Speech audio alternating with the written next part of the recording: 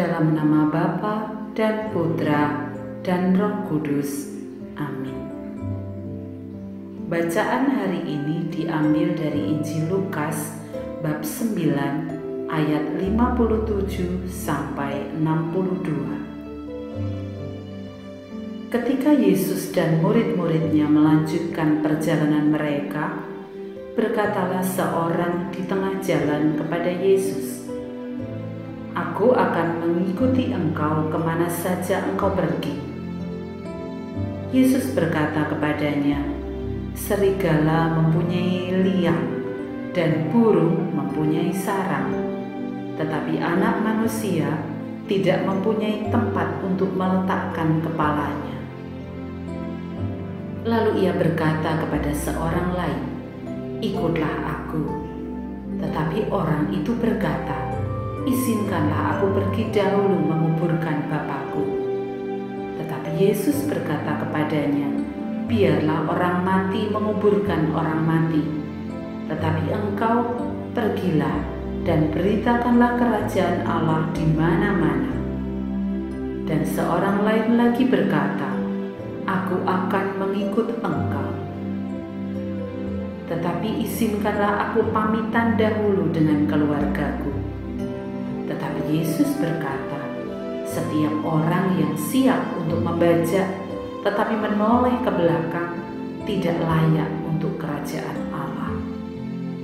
Demikianlah sabda Tuhan. Terpujilah Kristus.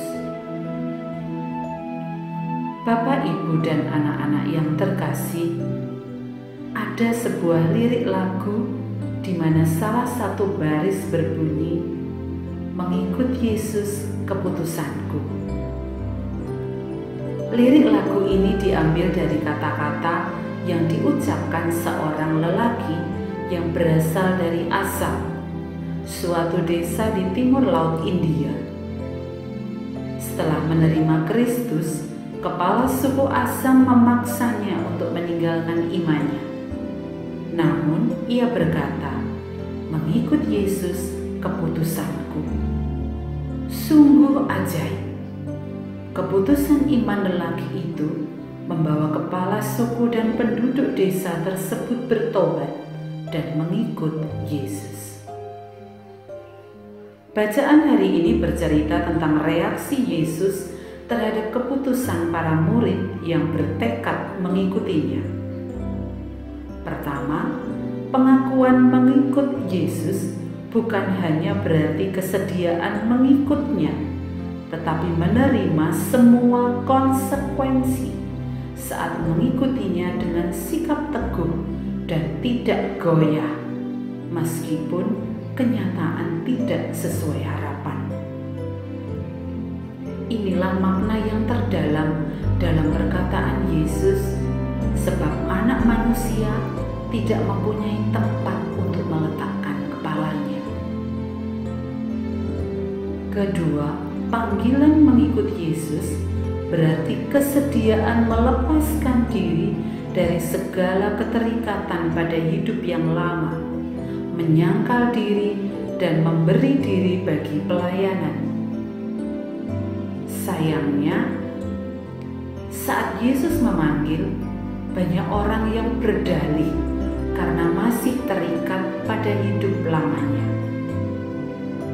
Ketiga, pengakuan mengikut Yesus berarti kesediaan memberi hidup, waktu, tenaga, juga pikiran bagi Tuhan. Ibarat petani yang membajak, ia memfokuskan pandangannya pada tujuan. Ia tidak boleh menoleh ke belakang lagi. Refleksi, apakah aku berani mengikuti Yesus sampai mempertaruhkan nyawaku untuk Yesus?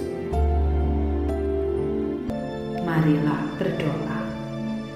Allah Bapa kami bersyukur karena mempunyai Yesus.